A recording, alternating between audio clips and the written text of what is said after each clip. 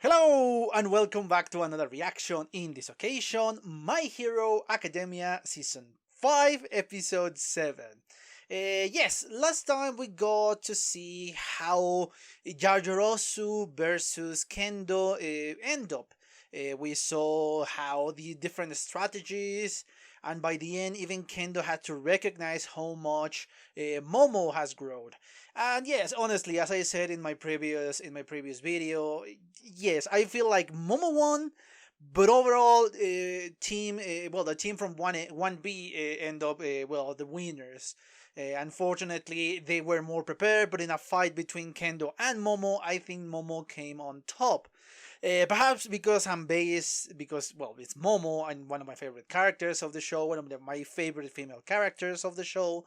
But yes, maybe is that. That is why I consider her the winner. And obviously, but in overall, obviously, Class 1A in this team, they lost. Now, I don't know which one is the next one, even if they mention it in the last episode, because it's been a couple of weeks since I reacted to the series. Why? Because I was very busy and I didn't have any time, and because I still have a surprise for you guys. Well, I guess by this moment you already know what is that surprise, because yeah, usually this has been published.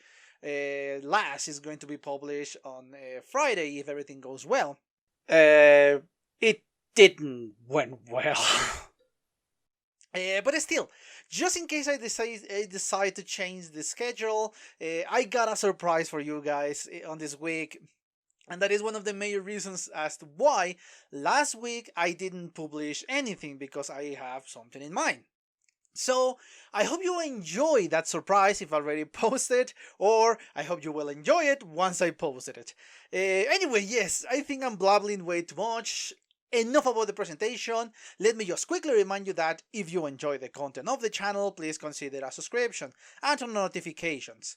If you enjoy the video, please give me a thumbs up and leave a comment so I know what you think about my reaction, the episode, or the commentary that I do at the end.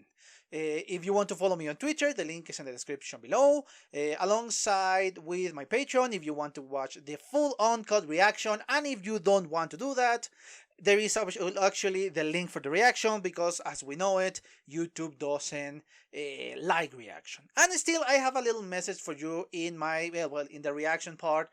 It's kind of relevant and kind of irrelevant, but I will, you will figure it out once you start to see the reaction. Anyway, yes, enough about all of this, and let's cut the presentation short and watch the episode, shall we?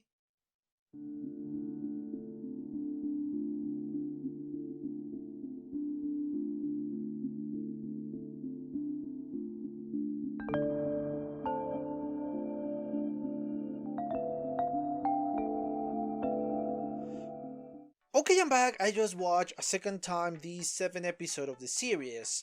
And again, we're dealing with several things that I guess is a setup for the next episode and how they are going to be dealing with said things. The first half of the episode, it was very calm, very relaxed. Everybody was literally on a break, so yeah, there was no much stuff going on there. We got a little bit of banter from Monoma towards Class 1A that was being dealt, and yes, the first half is very uneventful, let's say. It's just kind of a transition between the last fight and the new fight in the match number 3. So, yeah, there is not much for me to say about that one, only cutesy moments between kind of Araraka and Deku, which is obviously my OTP, but there is no much. Other than obviously the talk between All Might and Deku, that if he has been having problems with the quirk since the explosion that happened, well, the accidental activation, or I don't know, yeah, let's call it accidental activation in his dormitory. So far nothing, so I guess for the way they are speaking, this is going to be important in a certain point of this series or even this season. I don't know why, I don't know what is going to happen, but my guess is that, yeah, it's going to be very relevant. Now, moving on to the match number 3. Match number 3, yeah, from the lineup, because you don't know much about Class 1B, you will tend to think, yes, the Todoroki's team is going to overwhelm the other one. Because he has Todoroki, obviously, because the team has Iida, and the other two are strong in their own regard. Not as strong as these two, not as strong as Iida and Todoroki, but they are pretty strong, and we have seen the growth from those two.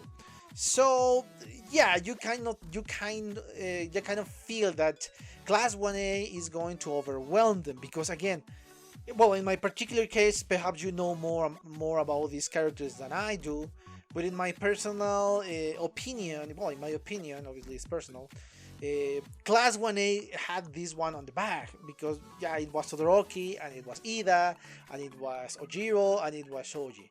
So yeah, I thought that, because honestly, Tetsutetsu, I never considered Tetsutetsu to be that overwhelmingly strong.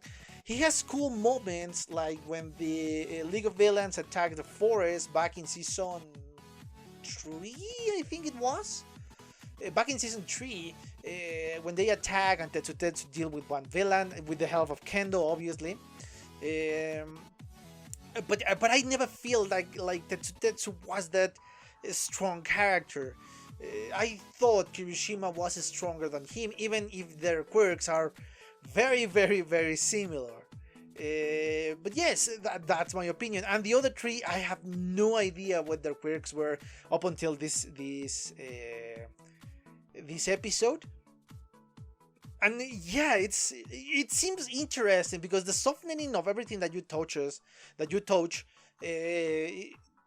long as it's not alive, it's a very interesting quirk. It's a very powerful quirk, as it was demonstrated in this episode. Because yeah, you touch the ground and you soften the ground. Whoever wants to walk in said ground, is going to be impossible for said person, because yeah, you don't have a place in which you can, push yourself forward while you walk. So yes, it's an interesting quirk, and I think he was mentioned to be the recommended student for Class 1B. I guess there are 4 recommended students. I guess there are 4. I guess 2 goes to Class 1A and the other 2 goes to Class 1B. I guess. So yes. If you notice in this moment, I don't have much to say, because there is no deep impact in here. It's just a question of trying to analyze the Class 1B, because Class 1A is is an entity that we know better, but Class 1B is still a mystery, at least for me, up until the moment they are mentioned in the episode in which they fight against Class 1A. I don't have much to say about them, and I don't want to be repetitive with Class 1A, because, well, we have known them for a quite while. So it's hard for me to really trying to go deep within this episode, because there is no much for me to analyze. It's a very straightforward episode. I guess you can say that is a very straightforward episode, that it doesn't hold back and say, oh yes, a deeper meaning, or something along those lines. Well, no, that is not true. This is the topic I wanted to say by the end, and I guess I was just stolen. So let's move on to the topic I want to speak about the end of the episode, or this commentary. The situation between Iida and his family, and Todoroki and his dad. We have known of the Todoroki situation from quite a while, and yeah, the message, the talks that we got in this episode kind of trigger said moment for Todoroki, especially the talk with Tokoyami, because Tokoyami did it with the best intention in the world. Oh, we represent the number 1 and number 2 heroes. You are training with the number 1, I'm training with the number 2. So let's do our best, and you salvage my defeat, because you are the representative of the number 1 hero. Without obviously knowing that, without knowing the I don't know if it's hatred from his father, or his discontent for his father. Obviously, Tokoyami had the best intentions. He wanted to motivate Todoroki, not demotivate him. So yes, it's interesting to see it from the perspective of somebody who doesn't know, because in class 1A, the only people that knows about the family problem that Todoroki has is obviously Deku, because he told him that, and Bakugo because he was noisy. Yeah, I want to say that. Sorry, Bakugo is still not among my favorites. Sorry, guys. But yeah, that is the situation, and we know that. We know such situation, obviously, as an audience. But I don't know if he's been motivated by that or he's been demotivated, because I don't know, because the plan is not going according to what they want, but that could be from a number of other reasons. And we got a little moment with Endeavor that he's desperate to get into contact with Todoroki, well, with Shoto. Yeah, both are Todorokis, and technically Enji is the original Todoroki, so yeah. I guess he wanted to teach him something that he planned to teach him from when he was a kid, when Shoto was a kid, but obviously he didn't want to do anything to have to do with anything like Endeavor. He just doesn't want to be Endeavor, and we know this. This is part of the big arc for Todoroki back in season 2. So obviously, yeah, Endeavor wanted to force this knowledge onto Todoroki, and Todoroki refused to even acknowledge him as his father and acknowledge his fireside quirk.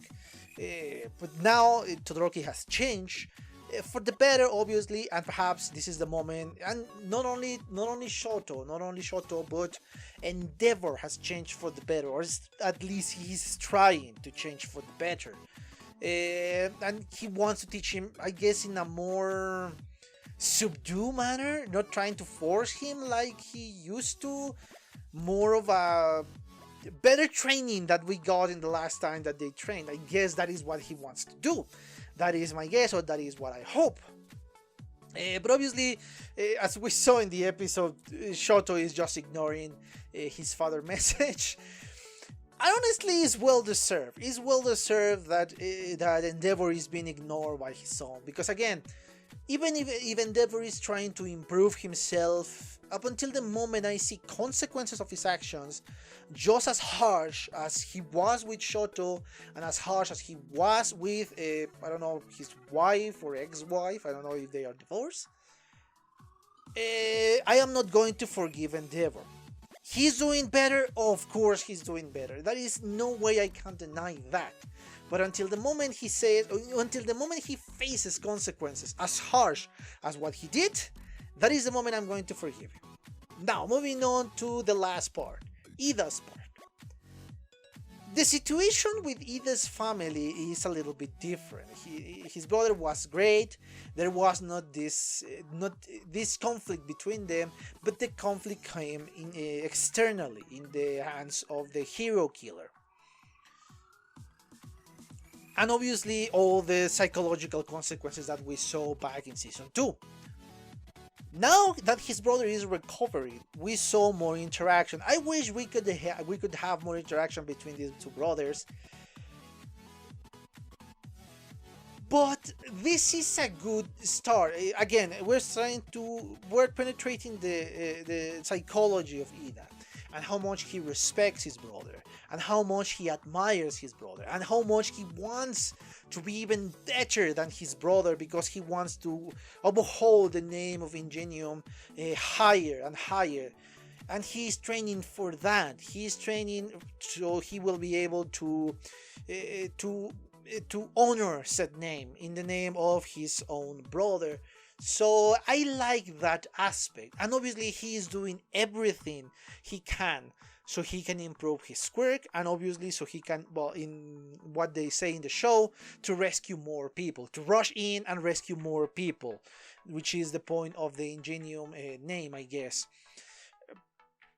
I like the fact that yes, training is not always easy, as we saw in this case, that you have to literally pull out the mufflers so it can grow even stronger, so they can withstand the reciprocal burst a lot longer, and I guess using less fuel. I don't know how Iida's body works that he needs fuel. I don't know if he drinks gasoline or something like that, or just the biofuel of his food. I guess could be too. But yes, it shows that the training is going to be harsh, but Iida is willing to do that. And in the last minute of this episode, the badassery belonged to Iida. It was awesome to see. Oh no, it's like saying, this is not even my final form, man. And it just bursts and attack, and oh, it was such awesomeness, man. I love those little moments, and I cannot wait to the next episode. But I have nothing else to say about this one. I hope you enjoy it, and before going away, remember guys, if you enjoy the content of the channel, please consider a subscription, and obviously turn on notifications if you want to get up to date with whatever we are doing with the channel. If you enjoyed the video, please give me a thumbs up and leave a comment so I know what you think about my reaction, the episode, or the commentary. Remember that in the description you can find a link to my Twitter. If you want to follow me, is there, so you can check the announcements I made. Obviously the reaction is still there because YouTube doesn't like reactions, and the uncut reaction through my Patreon is too in the description. I think that's it. I hope you enjoy it, and I have nothing else to say, but thank you for your attention, and well, see you on the next one. Bye. Okay guys, I hope you enjoyed that video, and if you did, give it a like so the algorithm from YouTube will help me out. And check my other videos, share them, and also why not subscribe to my channel and join this community. And as always, I want to thank you for your attention, your likes, and even your dislikes, your comments, which is something I always look forward to read. And yeah, once more, thanks and see you on the next one.